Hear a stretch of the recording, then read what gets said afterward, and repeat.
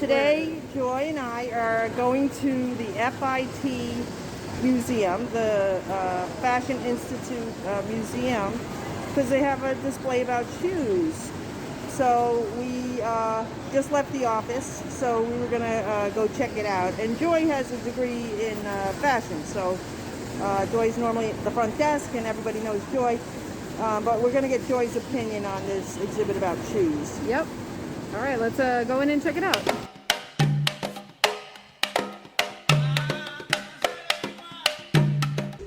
What do you think of these baby shoes, Doc?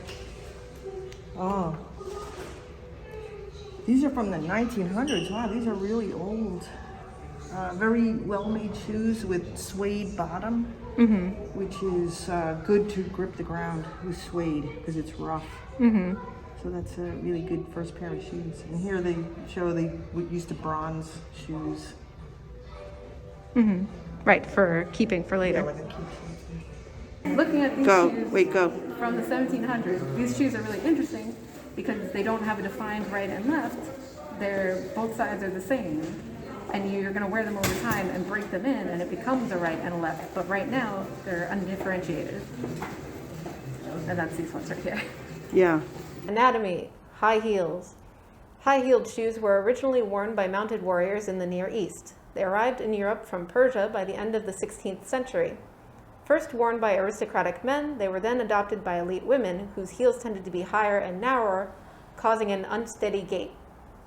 Men stopped wearing high-heeled shoes during the 18th century, but high heels have continued to be symbolic of erotic femininity. Okay, now we're looking at the old men's shoes from the 1600s with red heels.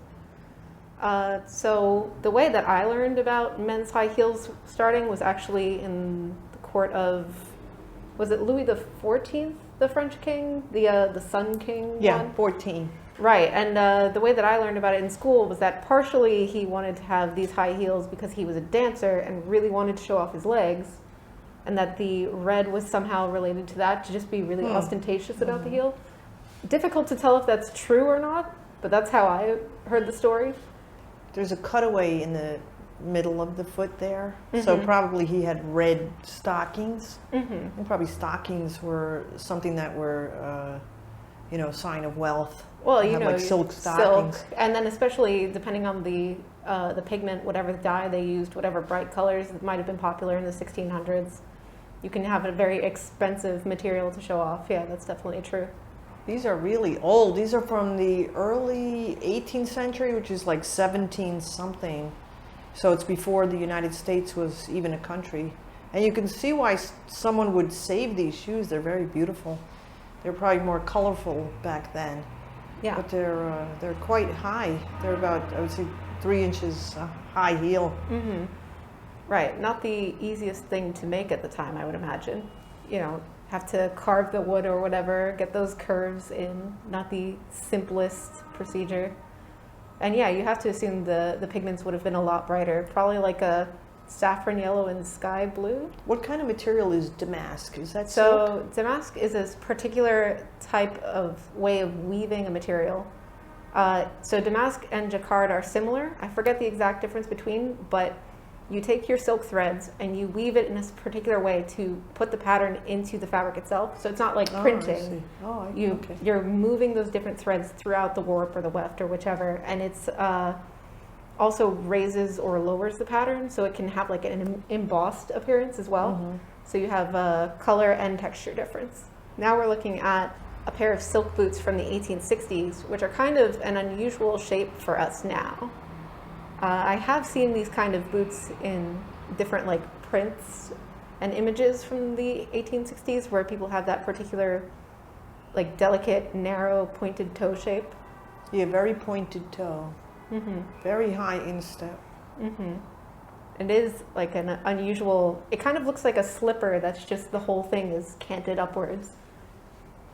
And then it's also the midfoot on the top looks a different shape than we're used to seeing now. Yeah. And this one has a very high instep on it and about a 4-inch heel on this shoe. It's from Austria, this boot. Right, and this is about 30 years after the other one, but they're both still at least probably within the Victorian age, as opposed to, these are sort of between the line between a Victorian and Edwardian. You're starting to see that like sort of more modern direction. It's two layers of leather, and the inside layer is bright red. So that was probably really fancy back then. Yeah.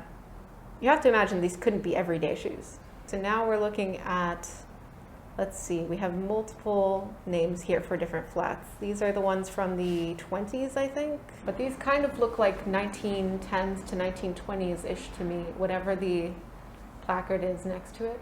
They could be older, I suppose. But it's interesting because in this one we can see the, what do you call it, the maker's mark, maybe? Yeah. And it's also, it's like that silvery lame fabric, which must have been very expensive to produce and is also notoriously difficult to work with when you're stitching. It likes to fray a lot. It's an expensive material, so you really don't want to waste it. So now we're looking at brocade shoes.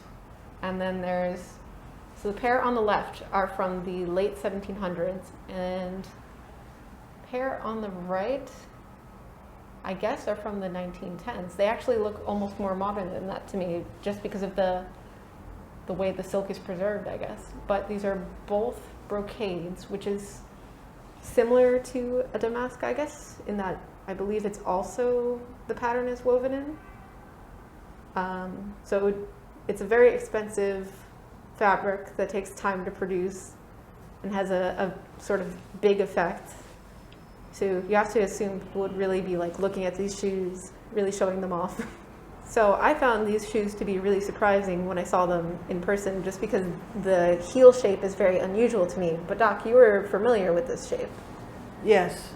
Yeah, I think it's just to reduce the size of the look of the heel, but still give you some surface area on the ground, so your gait is stable, more stable than it would be if it really went all the way cut the way the top is.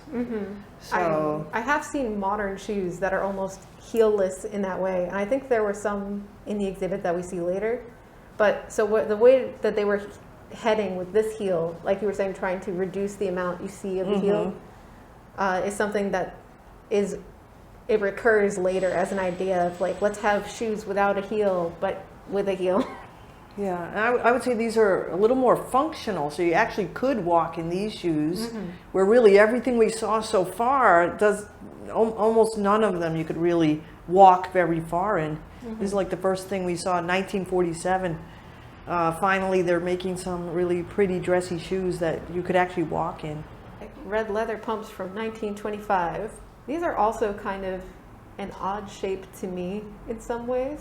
Yeah, the midfoot is extremely long. They almost look like custom-made shoes to me, because not many people have that shaped foot, that the forefoot is so long compared to the midfoot. Yeah, they do kind of have like a clown shoe effect a little bit. Probably part of that is just them being like red leather.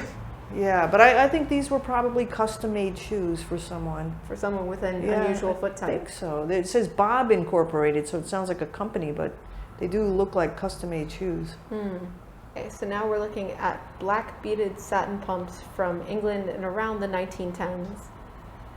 I mean, those beads are tiny, and that's kind of an intricate pattern, so that must have been very time-consuming to embellish.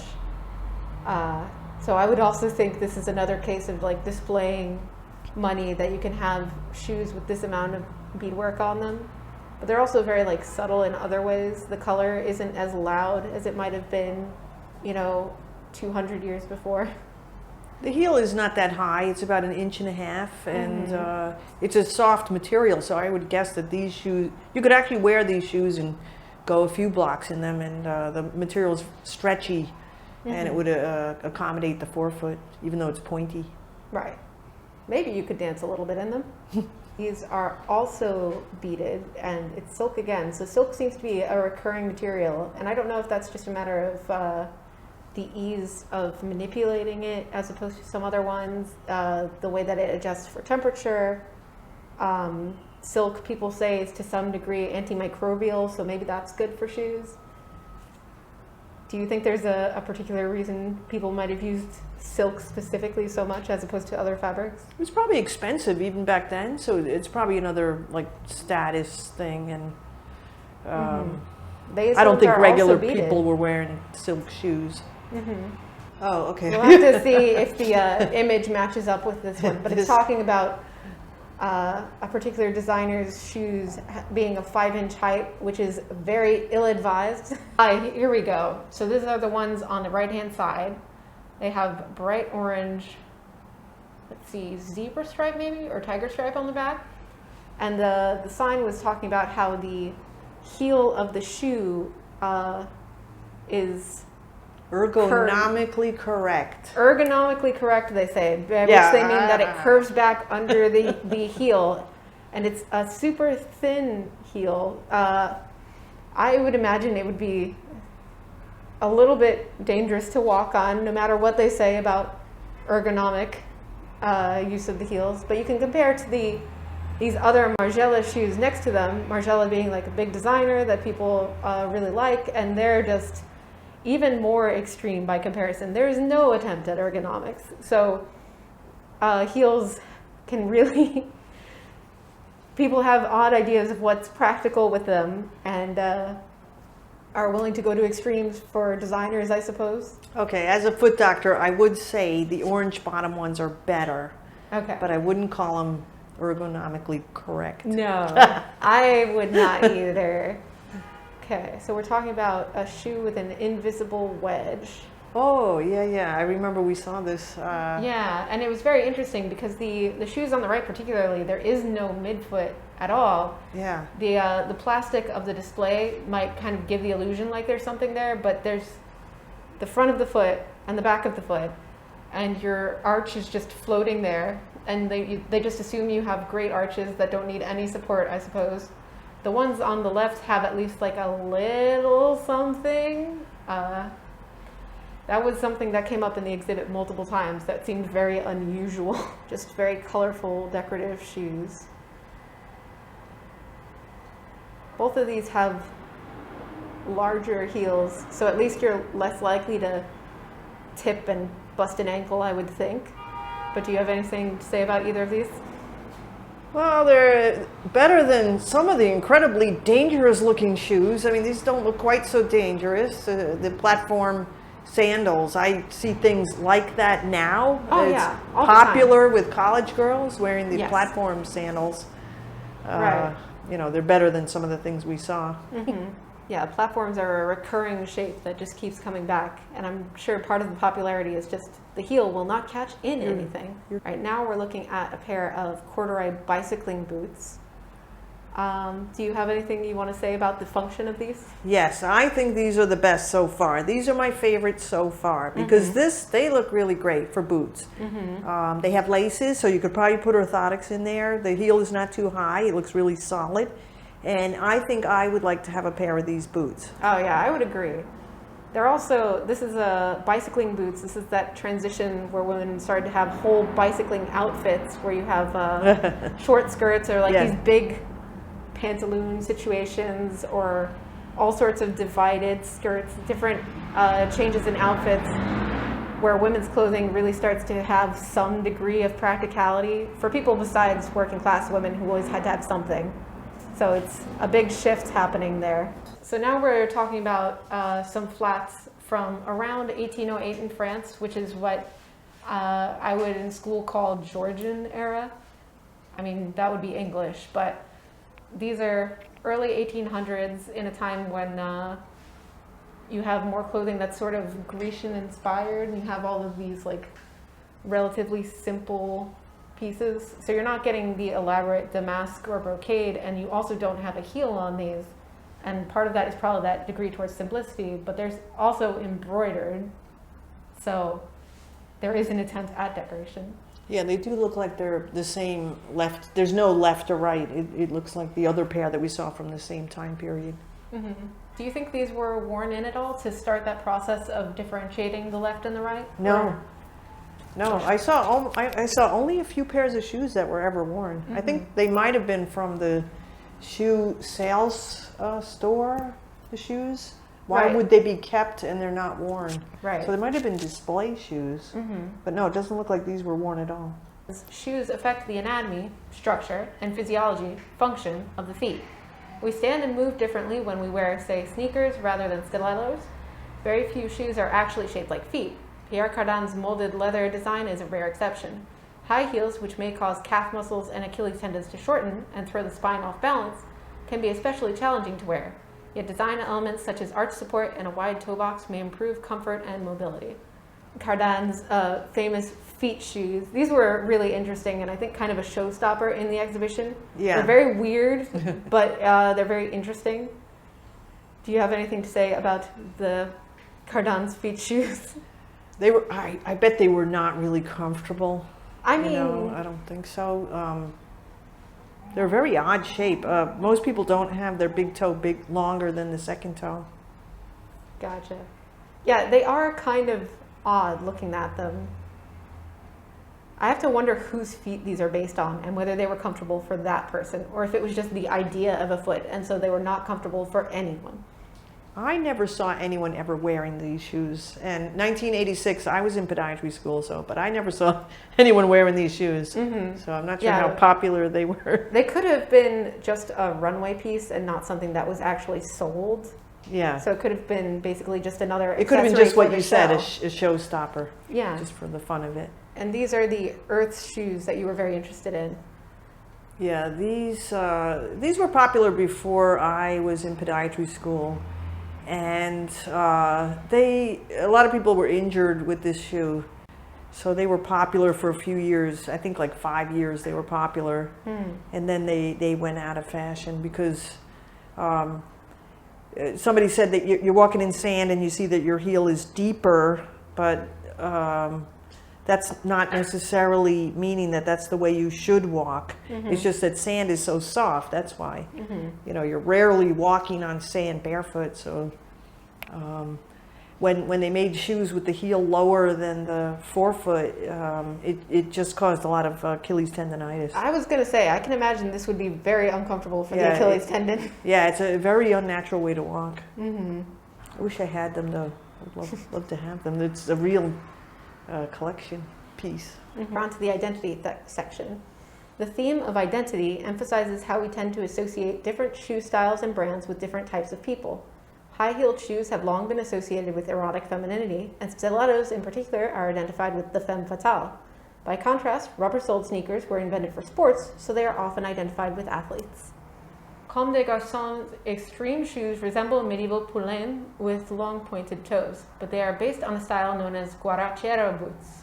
Thought to have originated in Matehuala, Mexico. The boots are often customized by young men. Lengths of plastic hose are added to existing cowboy boots, then covered in leather. Comme des Garçons based its version on the Chelsea boot.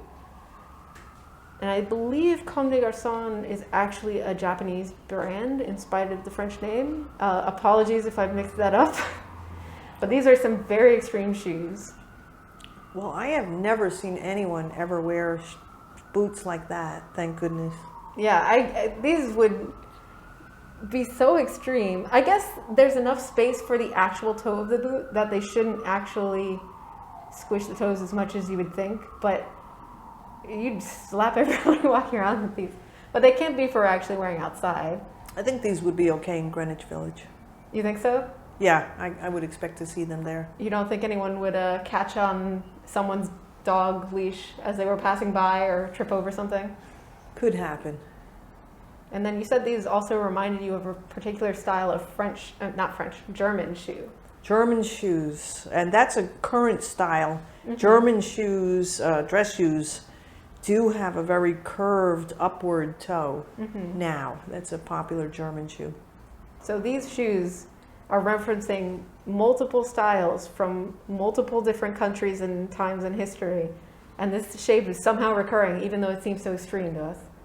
Heels reached such extreme heights during the early 21st century that even a 4-inch heel was considered low. Women were not only buying more shoes, they were also spending more on them than ever before. In 2012, women in the United States spent $38.5 billion on high-heeled shoes. And I would say that the ideal that a 4-inch heel is low is something that came up when I was in fashion school, and I graduated in 2012. So you have to think, oh, what were people? You have to wear 4-inch heels to just be at the basic idea of to be considered an actual high heel. It's so bad for the feet. These are sort of like considered as relatively neutral-ish, even though it's a tall platform heel. Yeah, you get the heel height because there's an added 4-foot platform. Mm-hmm. It does kind of look like the shoes from the 80s, but you just raise it a little bit. Yeah. Yeah. Okay, now we're looking at some metal heels. I think the point of this part of the exhibit was to show that when metal is used in shoes, they can make very narrow heels. Yes, they are very narrow. I think this is these ones, and then the following ones, I think it's called a shank heel, if I'm remembering correctly, but it's literally just like one little piece of metal that you've got to balance on. Yeah, this is even a better example. Yeah, that was another Margiela shoe, so this is more extreme Margiela heels. These designers are just like, where can I push the envelope? What can I do? What will people actually wear if I put it out there? And I think I have seen people wearing these before, or at least seen them in magazines or something being promoted. So these are considered, I guess, a more like a possibility of being worn, though I look at them and I just think that I would definitely fall and get hurt if I tried to wear them. This is like walking tiptoe. Yeah, pretty much. So these shoes coming up from the 70s are described as fetish platforms, and they have that extreme arch where, talking about tiptoe, these are almost like point shoe levels. But I think I've seen Betty Page pinups with her wearing something like this. Mm-hmm. Yeah, so it's just how extreme can shoes go for the aesthetic? And these are like the sensible alternative by comparison. Yeah. I guess that there's a platform inside it, even though it's hidden. Right. You can see just from the way the toe part of the shoe looks. Yeah. It'd be really funny if there wasn't and you just sunk down like that. Yeah, that would be a very silly shape. Well, these are nuts and bolts, I guess, on these heels. We have these metal. So there's a lot of experimentation with different heel shapes and heights. Beth Levine's topless no shoes were a witty take on her preference for barely there shoe styles. The high-heeled sandals attached to the feet by means of adhesive sold with the shoes that was applied to double-sided surgical pads. So you have these shoes that you kind of stick on, and you have to consider if you do any sweating, your shoes are going to fall off, possibly mid-step, possibly trip you. Yeah. It doesn't really show it, but there's no top to these shoes at all. Well, you can kind of see. So you see it's basically a sole with some sticky pads on it, and that's it. And I guess there must be heel underneath that we can't really see from this angle. But yeah, it was very, very strange. Lucite or whatever is next to it was an interesting one. Okay, so we were talking about point shoes, and now we're coming back to actual legit point shoes to wear for a video. For Lady Gaga, who of course has extreme shoes. Wow. I don't know how you wear these without injuring yourself. Because, I mean, a ballerina, how long do they spend on point? Not that long at a time, right? Couple of minutes. Right, but a singer doing a song, you know, I mean, I guess theoretically it could also be a couple of minutes because average song length is like, what, 2 to 5 minutes? But, you know, to be on stage, and do you even change shoes? Those shoes look extremely treacherous. Yeah, and, you know, I have to assume that the singer is not trained to be on point like a dancer. And she also doesn't have the option to go down. So it's you can't lower your foot, so your whole body's just going to crash if something goes wrong. Yeah. Okay, so these are sort of like a famous style of shoe, very popular with the Lolita subculture by Vivienne Westwood. And they're very interesting because they have a wood sort of rocker platform going on. I'm not sure why these particular shoes became like the shoes for that group. I guess because they're vaguely ballet-ish while still being functional. But they're very interesting. They look like a Japanese sole. Because the Japanese, I don't know the name of those sandals, but... Gaita. Yeah, they have the cutaway in the back like that. That could be part of why it caught on, because Lolita is a style that started in Japan and then spread elsewhere. So that sort of intercultural reference could have been a part of the popularity. Yeah. Identity, sneakers. In the 1980s, sneakers became increasingly associated with famous athletes, such as Michael Jordan of Nike Air Jordan fame, and rappers like Run DMC, whose song My Adidas became an international hit. By the 21st century, major fashion houses from Balenciaga to Louis Vuitton began to produce sneakers for men and women. Sneaker collectors, known as sneakerheads, often consider their shoes to be an integral part of their identity. I don't know a lot of like sneakerheads personally, but you definitely sometimes meet people like that who will have like a toothbrush on them all the time to keep their sneakers clean, that sort of thing. Ricardo Seco presented these New Balance sneakers as part of his 2015 Dreams collection celebrating immigrants. He commissioned their design from the Huichol, or Huijaretari, an indigenous people of Mexico renowned for their vibrant and intricate bead art. My apologies if I mispronounced either of those names wrong. But these were really interesting to see in person because like completely functional shoes with huge amounts of work putting into their decoration, which I think is a really beautiful result. And, you know, would not harm the person wearing them. Okay, I think maybe these are now my favorite of the show because I think you really could put orthotics in these shoes. Oh, yes, for sure. Absolutely, you could wear orthotics in these shoes. German sneakers. Yes. So we saw these shoes in person and found them very interesting just because, I mean, they're just sneakers, but then you look at the shape of the toe and it actually does seem really unusual. Yes, and to me, really uncomfortable because it's almost like snub-nosed. Yes, it's very snub-nosed, and this sneaker would not be worn at the correct shoe size. It would be worn approximately 2 sizes smaller than the foot because you see the cutaway for the head of the 5th metatarsal. I don't know if you can see that. I don't know how to say it in English. But from that distance to the toes is much, much shorter than it really is in the human anatomy. So that would be this side piece of leather, the semicircle here? Yeah, the side, yeah. It is kind of squished compared to my current so wearing sneakers like that would make your feet look much, much smaller than they actually are. Right, by trying to force your feet to act much, much smaller than they actually are. I feel like it would be difficult to like grip with anything while you were walking with these. Like you couldn't flex your toes properly. It's just be all cramped in there.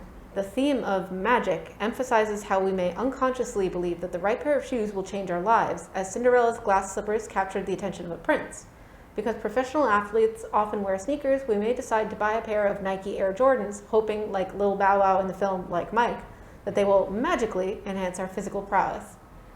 I haven't seen this movie, but I've definitely seen that trope in a lot of commercials and referenced in other movies, that you have like these sneakers of that athlete and suddenly you can play like that athlete. And I have definitely seen that in patients. That is very true. Yes. So it's not just in movies, it happens in real life. Yeah, because I see the very high performance sneakers that are meant for people who are running in less than 4-minute miles with the very, very stiff soles. And I see regular people who are not elite athletes wearing that type of sneaker. So now we're looking at Louboutin black leather fetish ballerina pumps. So this dang point shoes come up again, and of course it's got the trademark Louboutin red soles here. But this concept of the ballerina just constantly recurring, it seems. Wow, and all I can say is wow. Yeah, I mean, you can sit while wearing these shoes, maybe. How you stand, I don't know. Maybe if you have those arm crutches, you can lever yourself up and then just kind of pose against a wall and not move. Yeah, stand against the wall in these shoes. These ones are marginally better. I don't think you can move very well in them either, most likely, but, you know, they're a bit better. The flames are a fun decision. Yeah, I think I like these shoes.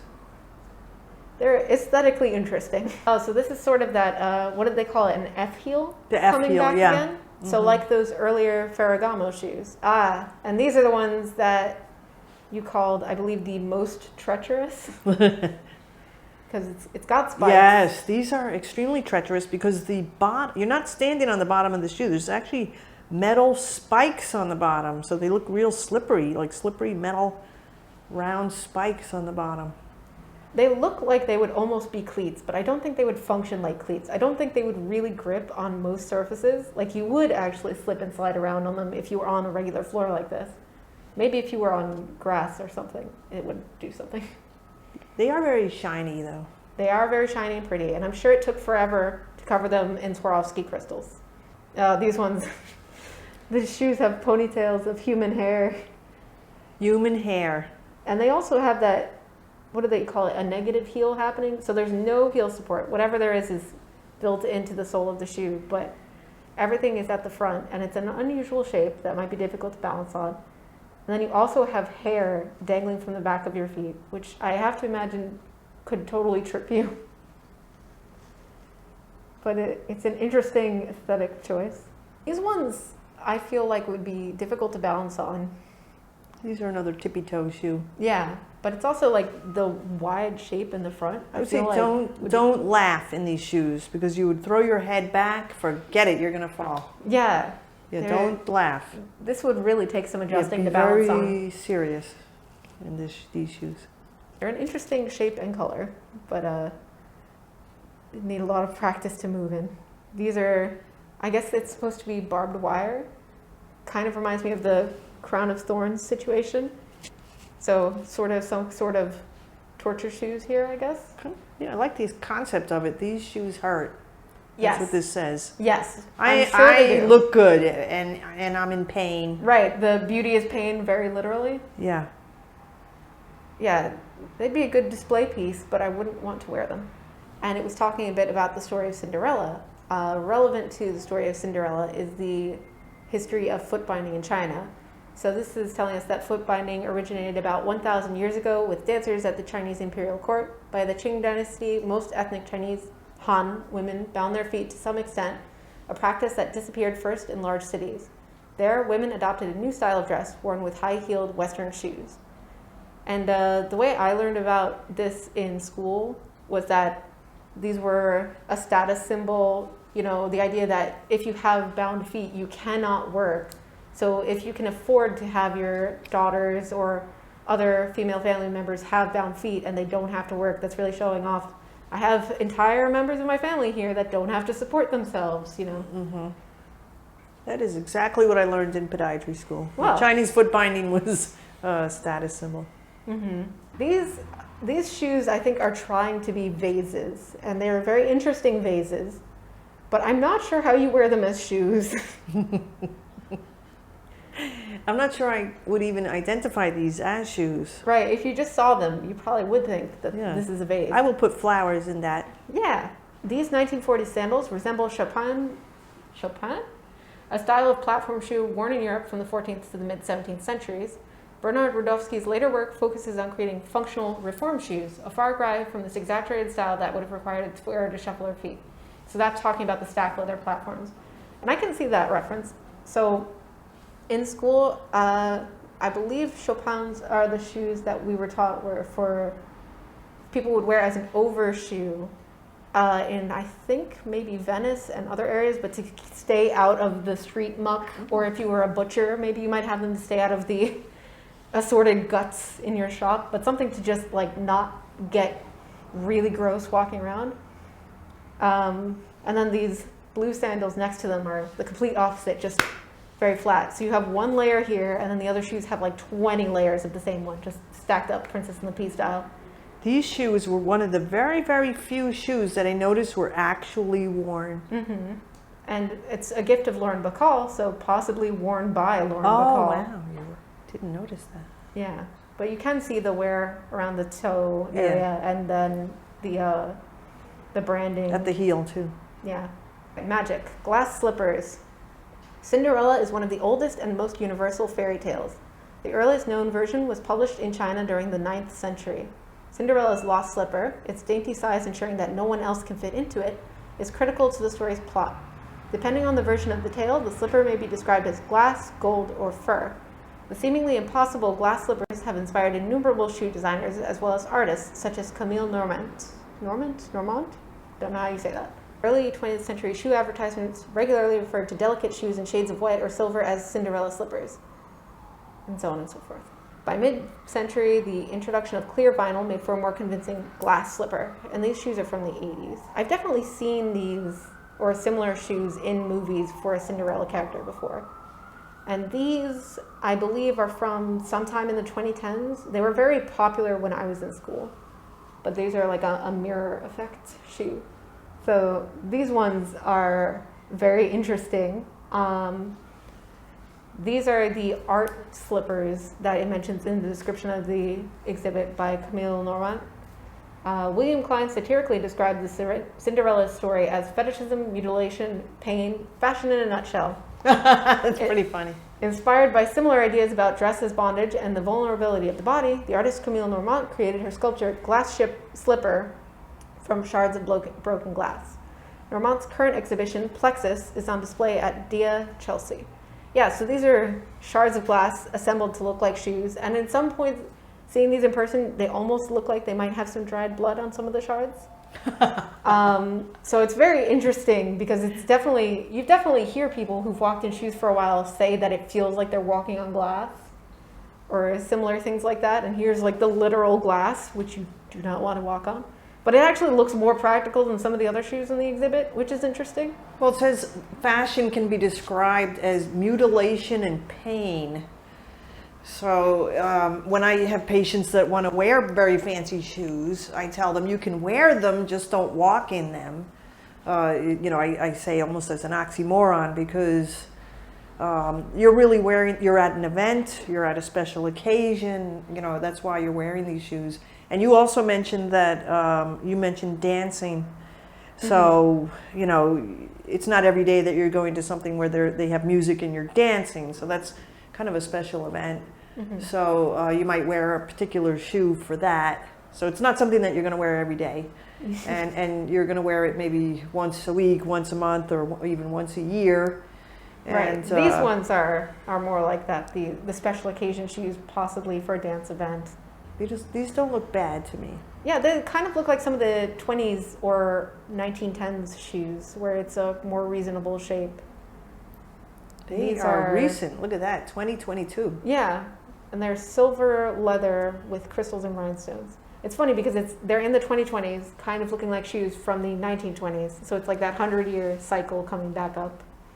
Okay, so thank you very much for watching us, explaining and enjoying Joy's extensive knowledge about shoe fashion. I hope you enjoyed the video. All right, thanks for watching. Like and subscribe. I don't know. Have a good time, everybody. Bye. Bye.